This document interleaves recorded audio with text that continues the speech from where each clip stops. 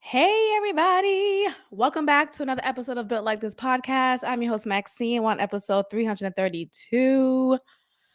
I'm feeling hyped. I don't know why. I do know why. It's my Friday before Friday, and I've been maximizing Maxine.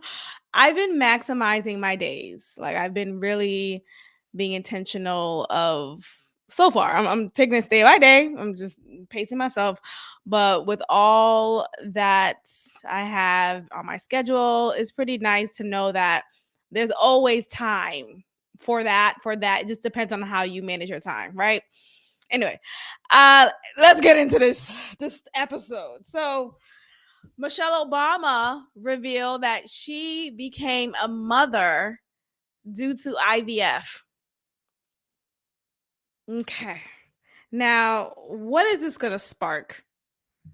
What is this going to spark, my fellow Americans and outsiders? Hey, no. See, what the first thing I thought of was the conspiracy. I'm doing air quotes of Sasha and Malaya not being her and Obama's children, like their biological children. Look at my hair. I feel like I'm looking more and more Amish. I'll take these braids out in 2 more weeks. Again, I'm maximizing everything in my life, my time and my hairstyles. I already have the next one in mind. Just gotta book it. Anyway, there's been a conspiracy for quite some time now. That the children, the girls, the daughters of Michelle and Barack Obama are not theirs. And they're actually let me go ahead and share my screen, child. Let me share my screen. They're actually the children of these two who look a lot like Malia and Sasha look more like them than they do Barack and Michelle. Now, what is that supposed to mean? And who are these people? I forget the connection. I think they're just like close friends, something like that. And nonetheless, there are no pictures to support Michelle Obama being pregnant, like with child, and actually, carrying either daughter. So for Michelle Obama to come forward so many years later since we've met her and share this sensitive information, I find to be a bit interesting. I'm going to go ahead and play this clip. Make sure you are watching me on YouTube so you are seeing what I am saying. Become a mother through IVF like I did. Ooh, cutting stutter. our health care, taking away our freedom to control our bodies, the freedom to become a mother through IVF like I did. Those things are not going to improve the health outcomes of our wives, mothers, and daughters. Cutting. Okay. So why did she stutter when she said IVF? Did she just add that in just to make it seem like she's one of the people who would have gotten affected if Trump stayed in office and made sure that women were not able to have agency over their bodies? You know what I mean? Like, there's reason why not all the time. I stutter too. I'm a stutterer. If you guys haven't noticed, I mumble up my words, and sometimes I just do it because like I have a spasm in my brain, and I just like, where am I? Like it's totally one of those things. And sometimes I do it because I'm nervous or I'm feeling anxious, right? But yeah, that's just typically it. But her, I'm sure it's not any of the reasons that I said for myself. I'm sure it's because she's a liar. She lied. Y'all niggas worship her. Seriously, I am wondering, but there are no pictures that support Michelle ever being pregnant. And then the conspiracy is, okay, sure, this is not exclusive to Michelle Obama. Like, many women have used IVF, and there's no shame in that. Don't get me wrong. But like, you would think by now she would have shared that story. She would have explained maybe her struggles with getting pregnant naturally. Like, what was the road to getting IVF? That's the question that I have. So that's one. And two, when you do IVF, it's not always your egg and the man's sperm, right? It could be either or, and someone else, that there's a donor in place, because maybe your eggs or his sperm is not sufficient to get the job done. It could be a plethora of things. And she could use IVF, right? It could be her eggs, but she can't carry, and she lets someone else carry the baby. So the point is, those aren't her babies. It's like, allegedly, these are my thoughts, my opinions. This is not rooted in facts. I don't know what I'm saying. So please take this with a grain of salt. I am not your political corner. I'm just here sharing my tidbits. But I don't think those are her kids. Anyway, can anyone verify? But there's a whole... Oh, apparently she wrote it in her book. I guess I should have read the book, huh? No. I was about to say, who reads books? I definitely read books, but I'm not going to read a book just because, everyone says read this book. No, I'm reading a book because I'm interested in the book. But apparently she said this in her book, and she experienced miscarriages, and at least a miscarriage.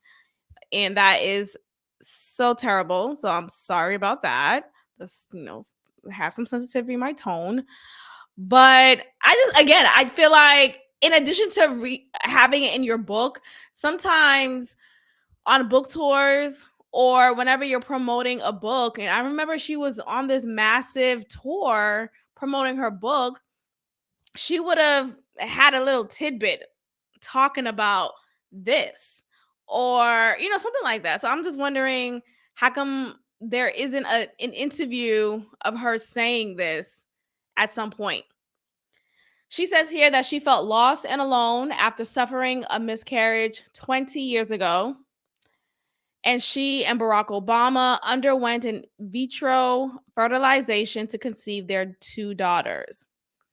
They said they were trying to get pregnant. It wasn't going well. We had one pregnancy test come back positive, which caused both to forget every worry and swoon with joy. But a couple of weeks later, I had a miscarriage, which left me physically uncomfortable and cratered any optimism we felt. What a nice word, cratered. Yada, yada, yada. She decided to get IVF. Let's see. Guess that's all that said. Nothing is really... It says here that she talks about growing up in Chicago. Chicago. Where you from? Chicago. Is that how y'all sound, right? Huh?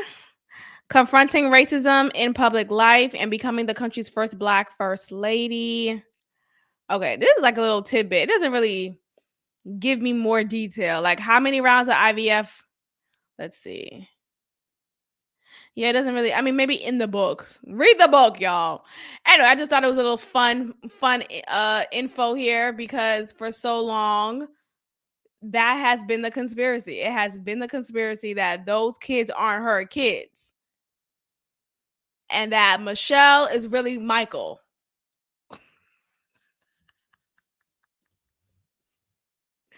So which one is it? Did you carry your kids or did you not? What's going on? Anyway, God bless. It's a blessing. It's a blessing. But let me just share this photo again. Okay. These are the actual parents, allegedly. Look at them. That is Malia and Sasha right there. Oh my gosh, I'm not even gonna read this out loud, but if you are watching this, you are reading what I am showing you right now. I'm not gonna read it because I'm not trying to get my page, my channel, any of that. I'm trying to grow this channel some more. Shout out to y'all. I've been seeing an increase in subscribers on YouTube. So thank you. Thank you. Thank you. And if you are watching this right now and you're not subscribed, what is wrong? Don't answer that. Just go ahead and click that subscribe button. So this comment here is interesting. I'm just gonna go ahead and stop sharing because this is getting a little raunchy. Little raunchy. Okay, Bennifer. I was rooting for them. No, I wasn't. Oh my gosh. At this point, J-Lo, give it a rest. I'm tired. I'm tired of you getting married every freaking year. Every year. And then 6 months later, it didn't work out. Yesterday I read something about her prior marriages, and her and Mark Anthony were married the longest. Right? Hold on. How long were they married?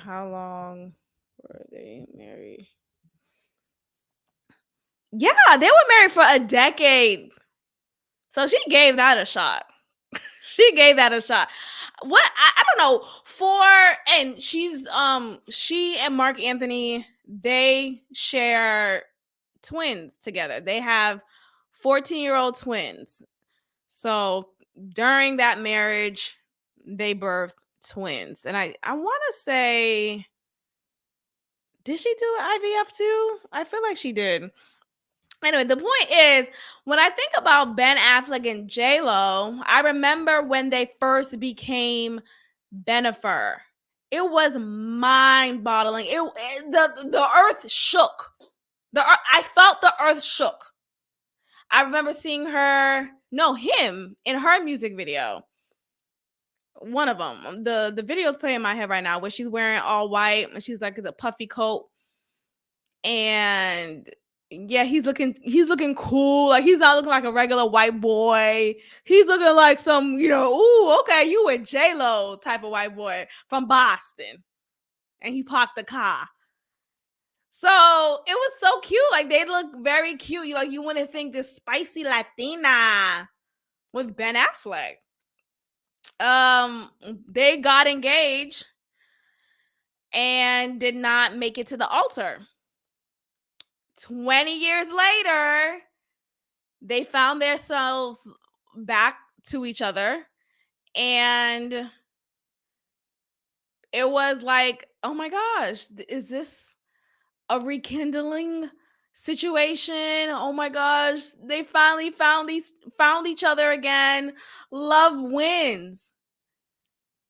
They got married 2022. It's 2024 now. And apparently, Tuesday, August 20th was when she filed for divorce. And she actually filed it on the anniversary of what would have been their second year of marriage.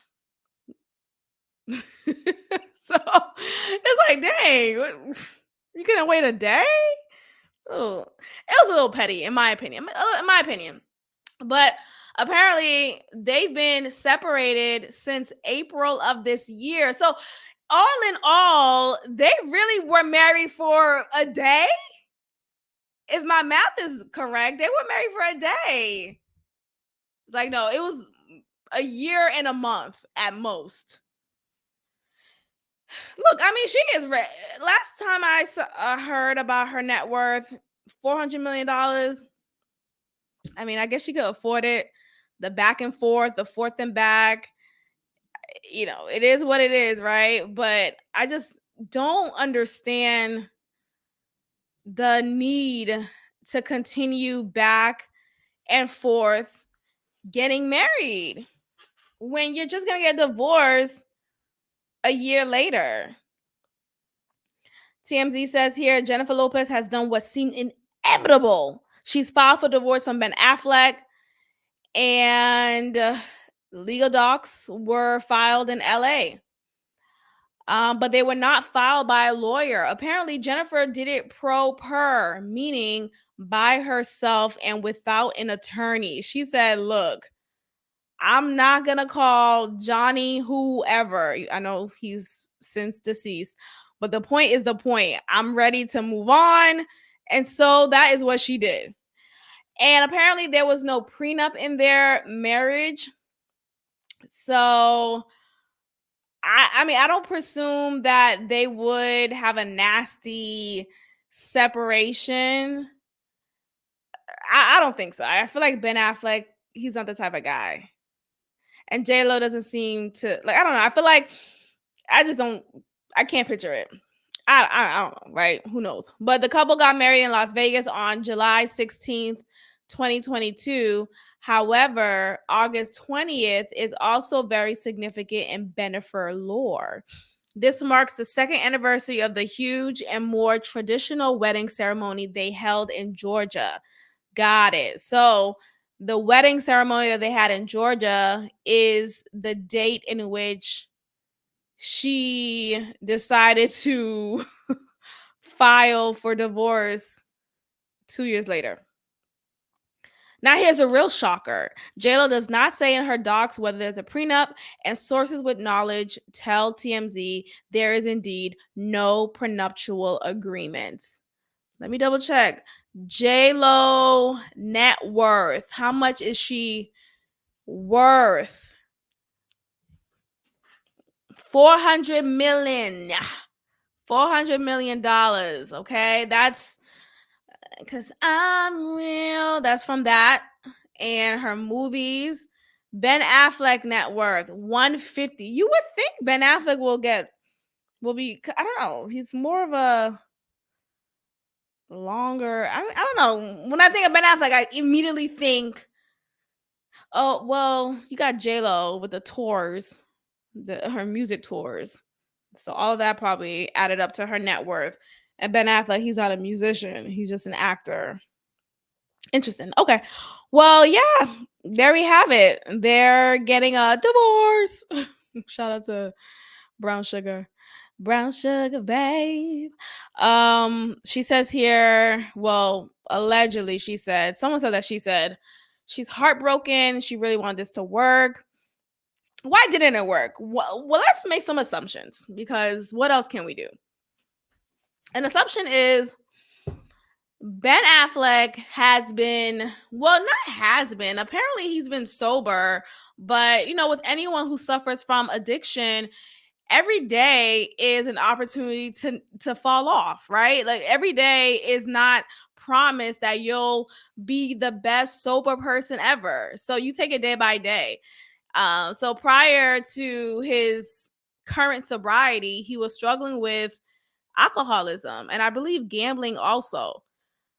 So all of this may have had some type of effect on their marriage.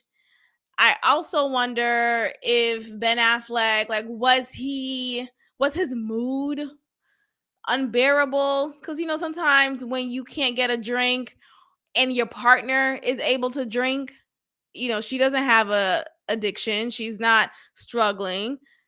There's a difference in what I'm interested in doing and what you're interested in doing and what may be tempting towards my sobriety. It's just so many things to consider. I remember they were at an award show together and she was drinking her champagne or whatever it was she had. I believe it was champagne, which is still light. But look, when someone's an alcoholic, anything that's light to us is a lot for them because they don't know how to stop. They don't know when to stop. They don't know the purpose of stop. They don't know enough is enough. So maybe J-Lo sitting by him drinking happily her champagne felt a bit triggering for him. I don't know how people who are sober could be with others who are not. It's already annoying. Like, I'm not necessarily sober. but I don't drink like that. And whenever I've been out with my friends and I'm like, oh, I'm not drinking right now, it's like, you're not drinking. Like, okay, then give me a shot. Like, there's always a force to drink along with you because it's just a part of the vibe. It's the moment. It's the camaraderie in the room. Come on, drink. Come on, drink this shot. Drink this shot. It doesn't matter where you are. You could be outside. You could be in a house. And yet you will find yourself being tempted to drink more and then guilted if you're not following along with the crowd. It's just a bandwagon effect. That's what it is. Anyway, God bless them. It is what it is. And okay, so for those who haven't read the book, The Seven Husbands of Evelyn Hugo, you may not understand what I'm about to say, but I'll do my best. So this is a book that I read recently with my book club. Shout out to More Reads Book Club. And check us out on Instagram, More Reads. Do you get it? Because my last name is Morency and More Reads. So, okay. So anyway, what was I saying? That was one of the books that we read recently, actually. The main character, her name is Evelyn Hugo. She's Cuban descent. She always wanted to be a star, and she always wanted to maintain her stardom as much as possible. So she would do these elaborate stunts to ensure that she is still in the mouths of people. And this is in the time of the 50s, 60s, and early 70s. The book also is said to be loosely based off of a real situation. So anyway, so she gets married 7 times, and almost every marriage was planned with an intent to be famous, to still be in the mouths of people, to still be relevant. She would have these very stint-like marriages where we're married for a day, we got annulled, so that counted, still has a marriage. We got married for a year, and we're only marrying each other because we're the main stars of this rom-com that we're in. So to promote this rom-com movie, let's get married. People's gonna want to see the movie. And that's what happened. A lot of people follow suit and was more attracted and engaged to what Evelyn Hugo has going on. So I bring this up to say, is J-Lo Evelyn Hugo? I think I solved something. And I literally asked my book club, I'm like, is J-Lo the Evelyn Hugo of this world? Well, one of the members, she's like, no, J-Lo's not. J-Lo's the problem. And, Evelyn Hugo was a boss, and she did it for these reasons. Because Evelyn Hugo actually turned out to be bisexual. And who she really wanted to marry, a woman, she couldn't, because this was during a time in which that was not acceptable and your life could be at risk, like literally at risk. So that was her reasoning behind it. But J-Lo, either she's gay or she's, I don't know. But that's my theory, y'all. I think J-Lo's the Evelyn Hugo. The book was about her. They just changed it up a bit because J-Lo has been married 4 times, right? 4 times, and she had 2 or 3 failed engagements. I don't want to say failed because look, people don't have to stay in something, like, it's okay if you're married and you get a divorce. Like, that's okay. I don't want to say, oh, you failed. The marriage failed. You're a failure. No, it didn't work out. So let me see if I can.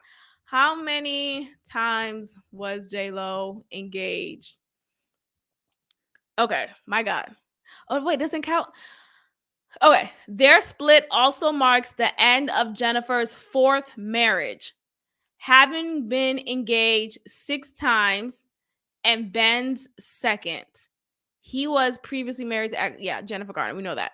Okay, I thought it was 4 times she was engaged. Maybe they count the initial engagement she had with Ben as one. Okay, hold on. Who was J-Lo engaged to?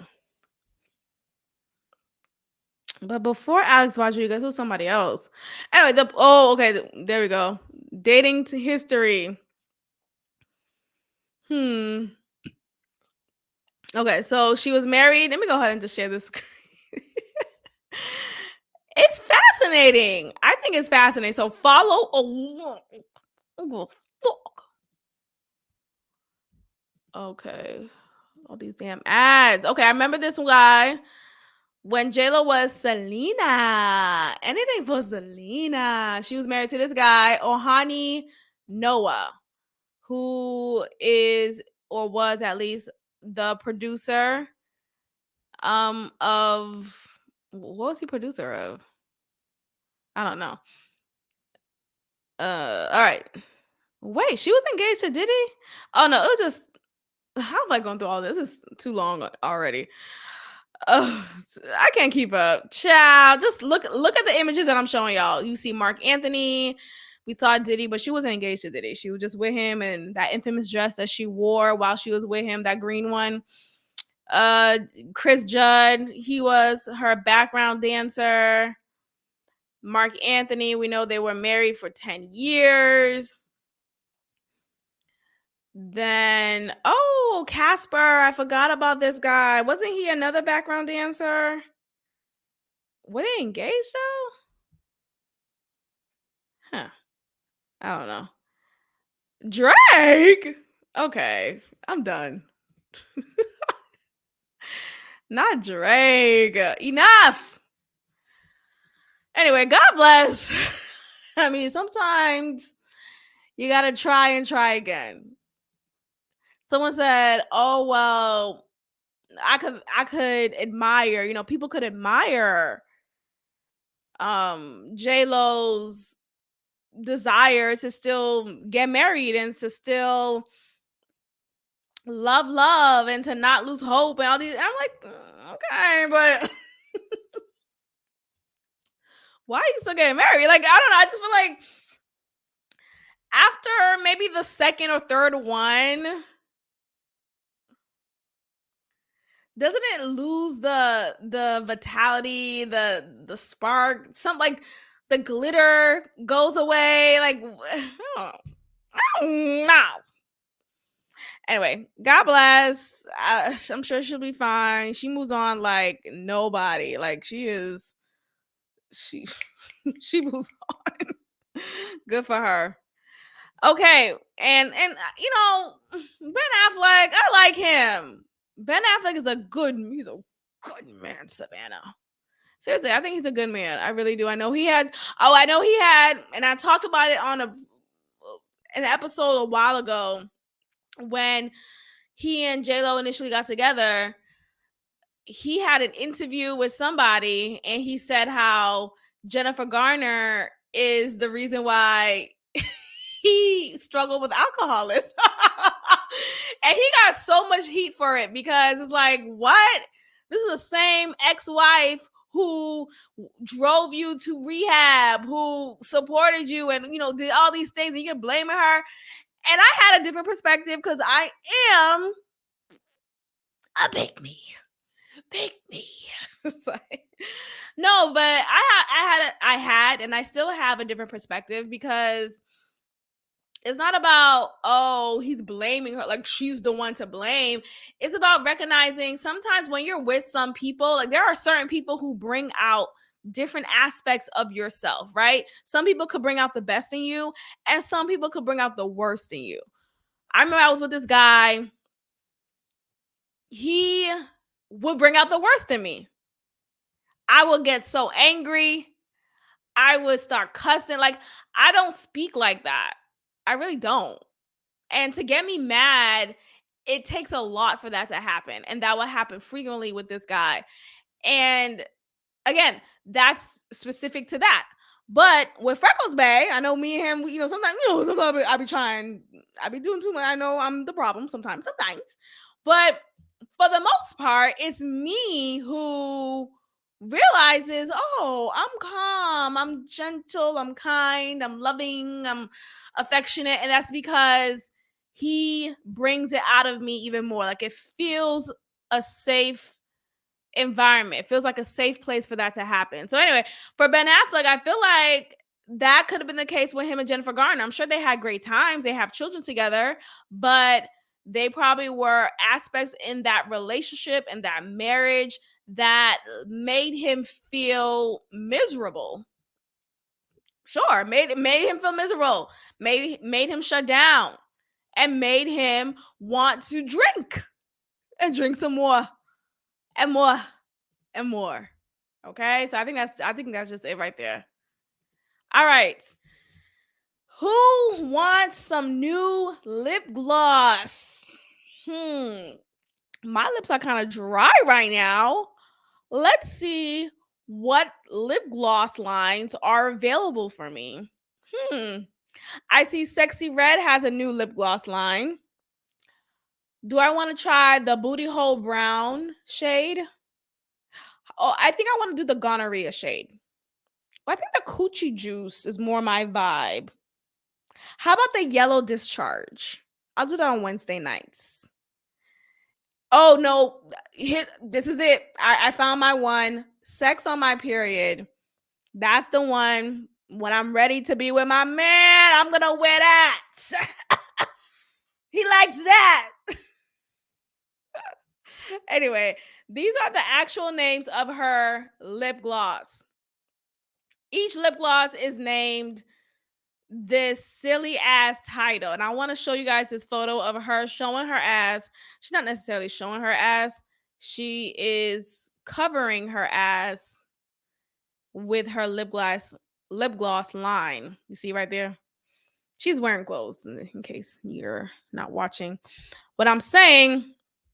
But yeah, here we have Sexy Red just being a caricature of herself. And I at this point, this is where we are. This is where we are, y'all. This is where we are. Who knows how long she'll be here as far as like in our faces in the relevant talks of this music industry that we're in. But yeah, these are the names of her lip gloss: Coochie Juice, Booty Hole Brown, and the hole, the O in the hole is the number 0. Let's just make that very clear. Nut, Pussy Hole Pink, Yellow Discharge, Gonorrhea, Blue Balls with a Z instead of a S, and Sex on My Period. All right. So if anyone has a birthday coming up and you want to treat your girl, go ahead and order you some Coochie Juice, Booty Hole Brown, nuts. Like, what is happening in this world today? Who wants to say, oh, what you got on? Oh, I got some Gonorrhea. Oh, what you got on? I got some Booty Hole Brown. Yeah, and this is how it looks like. So the back of the packaging, you see the name of each line, of each gloss, I should say. And yeah, I wonder if it smells like Sex on My, you know how Sex on Your Period smell like pennies. I'm not a fan of that smell at all. I hate that smell. I hate it on me. Fuck. Coochie Juice, maybe that's not so bad, depending on who you are, your vibe. But this is where we are. This article here says speechless. Yeah, us too. I've been farting all fucking day. Hold on. Maybe it's the prebiotic drinks I've been drinking. I've been drinking Poppy, which is a healthy version of soda. I'm trying to do my best. I still love my Coke, but I keep it at a limit. I'm trying. But yeah, I think that's been affecting my gassiness. God, all day throughout class, I'm just like, boop, boop, boop. And none of my students noticed. So praise the Lord. Booty hole brown, my booty brink. Okay, so there we have it. Sexy Red has a new line. Go ahead and get you some booty hole brown. I know you want some. Marlon Wayans. Oh, how I love Marlon Wayans. I've loved him since the Wayans brothers. Okay. But he's been a little, what's the word? Unhinged. He's been a little unhinged lately. I know I think both of his parents are deceased now. And if I'm wrong, I know one of them at least. But I think both. Yeah. He's been dealing with grief, back to back grief. One of his children is gay or trans, one of them. It's a lot. It's a lot. But he's been very supportive of his child who is of that community. And that's what's up. I mean, as a parent, you should be, and not should be, but you know what I mean. At the very least, don't disown your kid. So God bless. But I think here, I don't know. I feel like he's just always sweating or nervous or just unhinged. Like, I usually enjoy his interviews on the Breakfast Club, but the last interview he did, I just really wasn't as entertained as I would have been. Because prior to that, consecutively, all the interviews that he would have on the Breakfast Club, I was like, oh, laughing, just like, oh, he's so funny.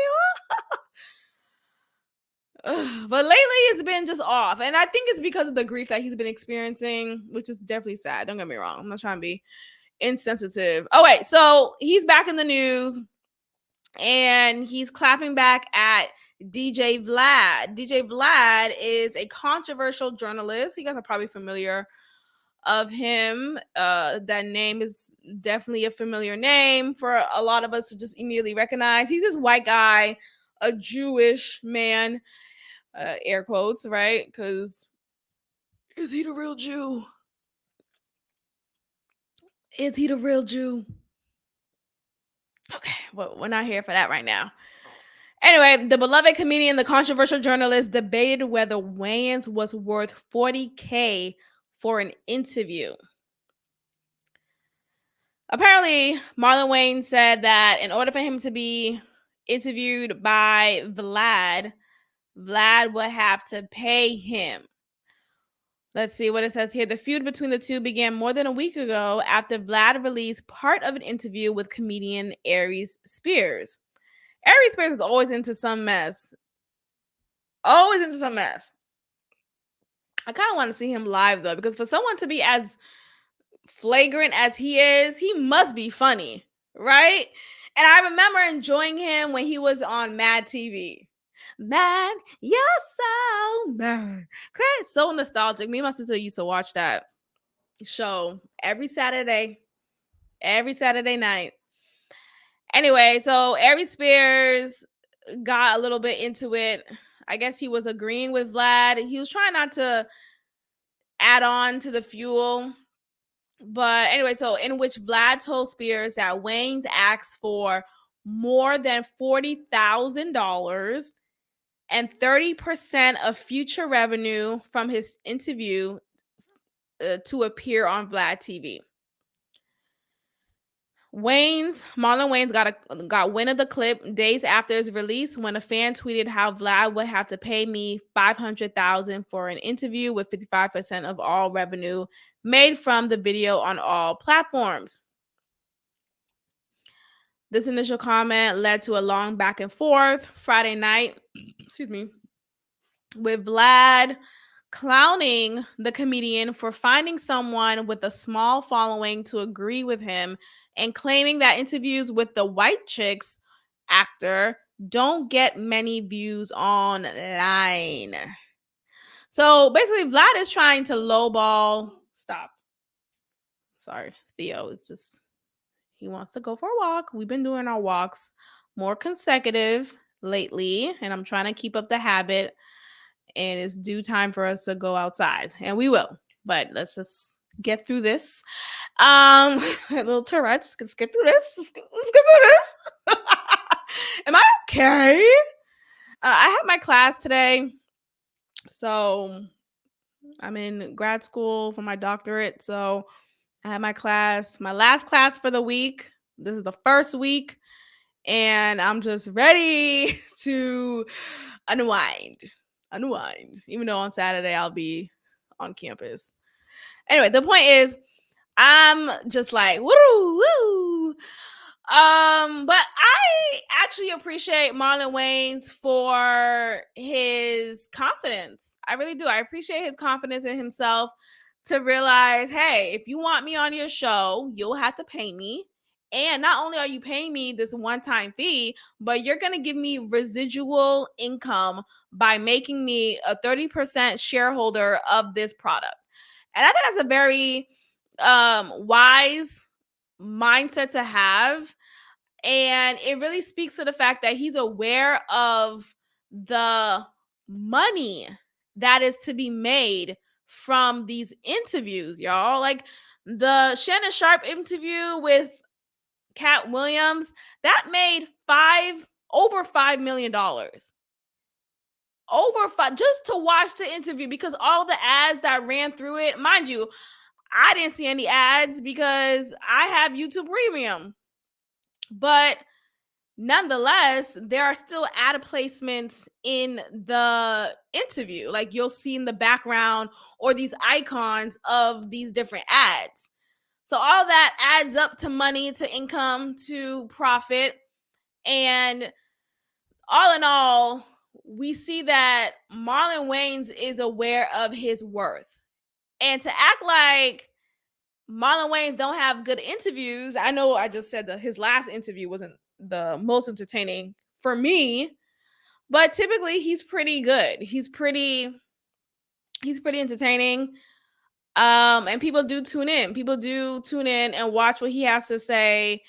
And it's just is what it is. And DJ Vlad is making it out to seem like Marlon Wayans, like nobody's checking. Like, first of all, Marlon Wayans is one of the greats. Like in Black cinema, Hollywood, like I think he is, at least for me, I give him the respect that he is. Especially like just being a Wayans. Even if he wasn't even as relevant now in comparison to the early 2000s, the fact that he's a Wayans is enough to get him the deserved respect. So anyway, I think Marlon Wayans is just fine with his stance, and I don't think it's that big of a deal. Let's move forward. Cash Doll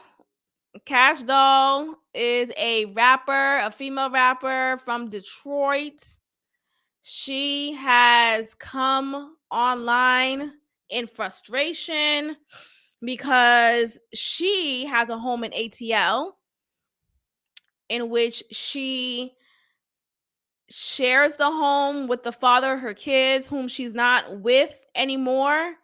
She recently left him after giving birth to their child. I think this is her second child. I don't know if this is her second child with him, though. Anyway, I'm going to go ahead and play this clip because she talks about this burglary situation that is seemingly a thing that happens pretty frequently in ATL. ATL has a lot going on, and this has been a thing for years. The last thing I can remember was, I forget that rapper's name. He was on the Breakfast Club too. But anyway, he got robbed in his house. His wife opened the door. The robbers, they had guns. They said, it was a crazy ass story. Was it Bun B? Bun C? Hold on. Yeah, Bun B. Okay? Bun B, his home got invaded and his wife almost died in the process of it. He almost died in the process of it. And had it not been for his wife, who was able to veer those robbers away from going upstairs, and she was able to signal to her husband, don't come down the stairs, don't come down the stairs. She was willing to lay down her life for him so that he wouldn't die. Bun B and his wife, Queenie, real name is Angela Walls, were the victims of a 2019 armed home invasion. This is what happens in ATL, apparently. This is the thing that happens there. 5 years after DeMonte Jackson's arrest, the then 20-year-old 20 intruder has left his fate. 40 years behind bars is his sentence for this act. And yeah, he's a UGK rap legend. His name is Bernard. Bernard. Okay, let's stick to Bun B.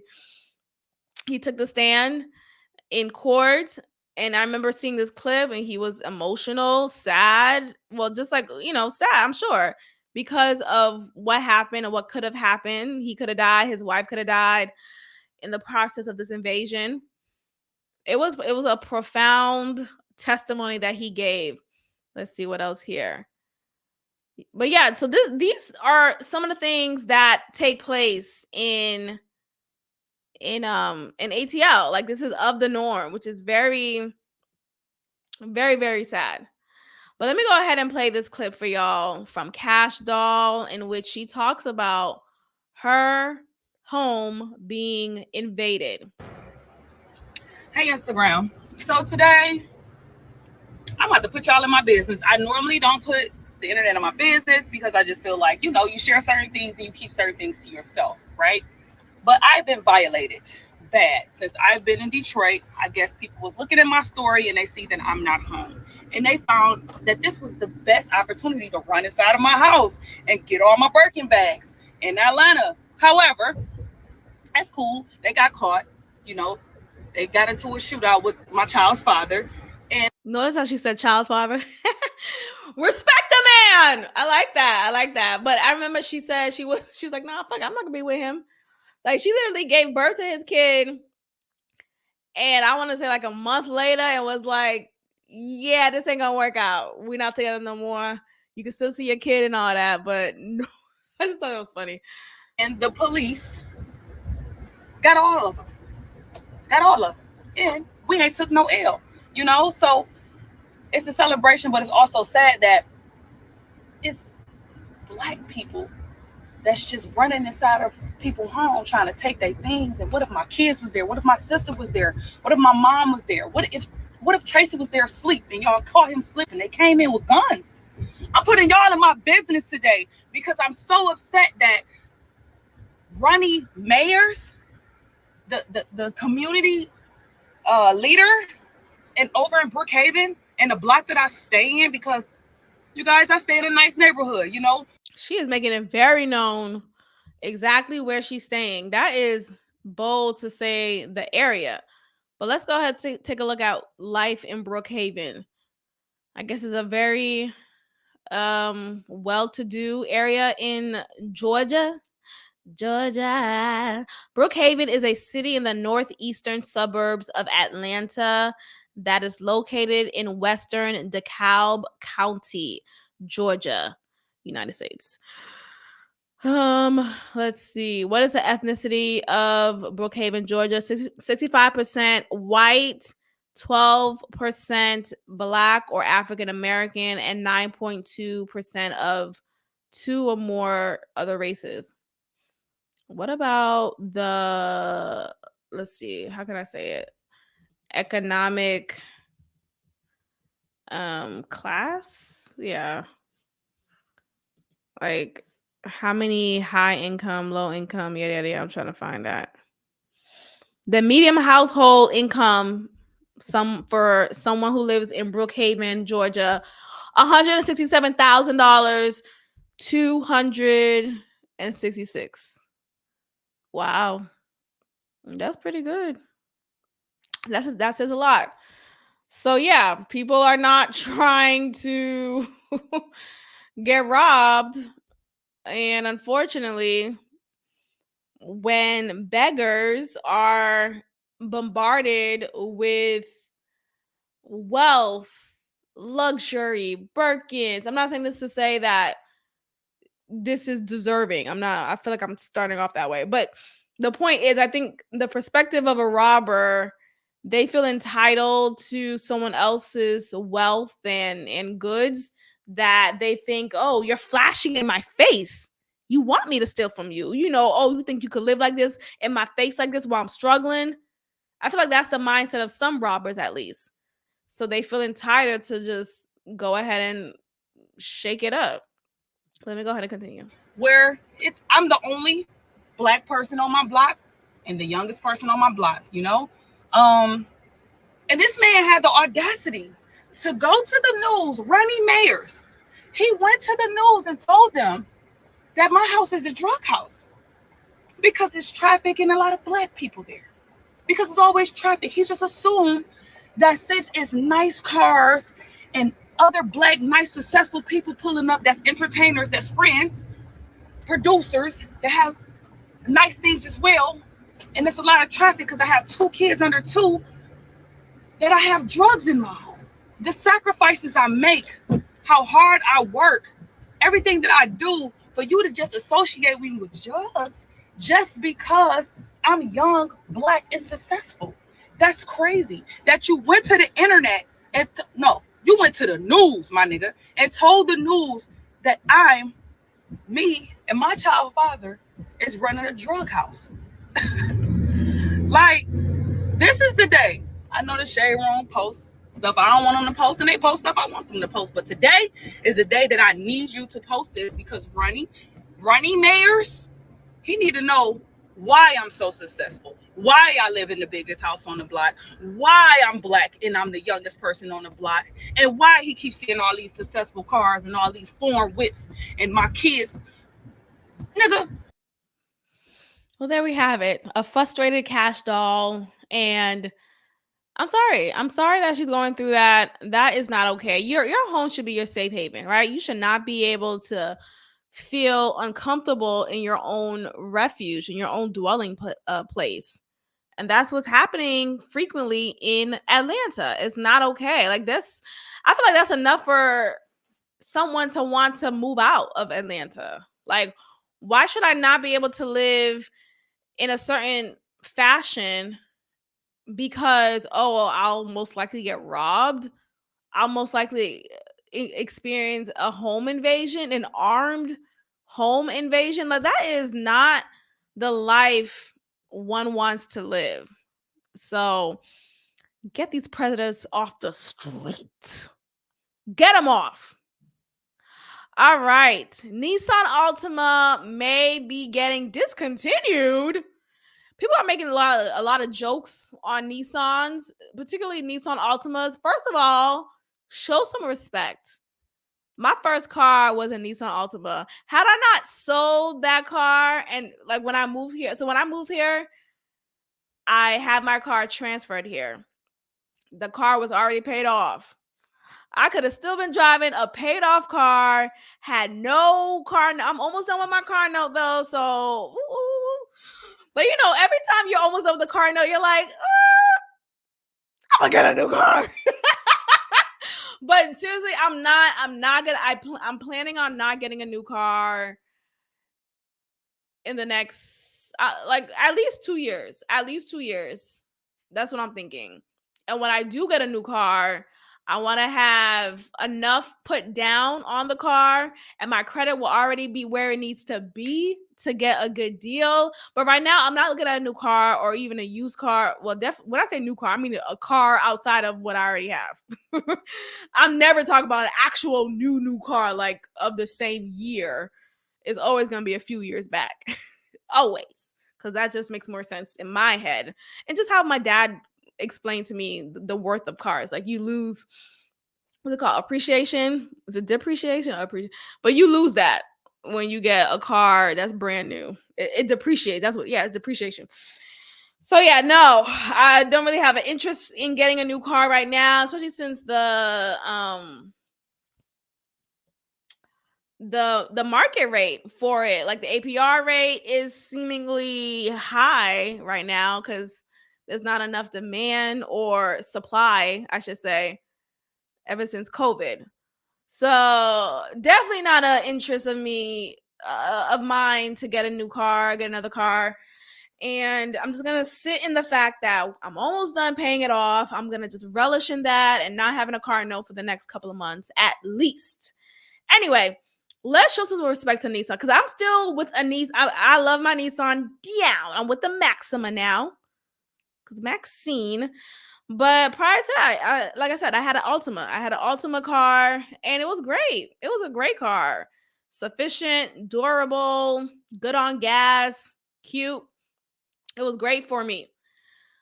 But apparently, according to this article, Nissan is bidding farewell to fan favorite model after 23 years.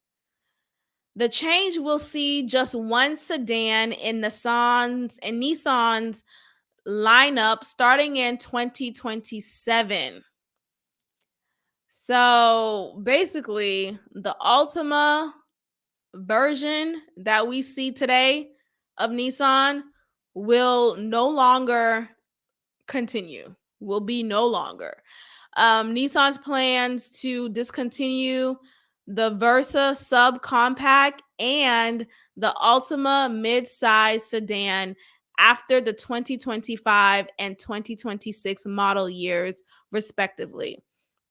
So the 2026 will be the latest and final model of Altima that you'll see out here. And, naturally, you always see older models driving around. Like, there are always different kinds of cars out here, no matter the year.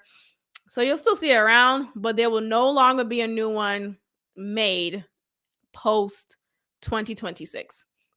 Why is that? The loss of both of these models is a hard blow to the automotive world, as both models represented a glimmer of hope for budget conscious consumers. Absolutely, it was a budget conscious car when I got it, and it's unfortunate that it's no longer continuing. But I just thought it was an interesting story. So yeah, don't look for Nissan Altimas anymore after 2026. That will be it. That will be it. And honestly, the later models, the 2026, the 2024, they look good. They look good. Like, they look very good, modernized, sleek. Looks like a really nice model. So it's sad that they don't think it's worthy enough to continue. It's been nice. 23 years. It's been good. All right, ladies and gentlemen, thank you so much for listening and tuning in. Make sure you are supporting this podcast by subscribing to YouTube, Apple Podcasts, and Spotify. Leave me a comment, a positive review. All of that is encouraged and appreciated. So I'm thanking you in advance. And that is all, Paul. All right. Thank you. And I will check in with y'all next time. Peace.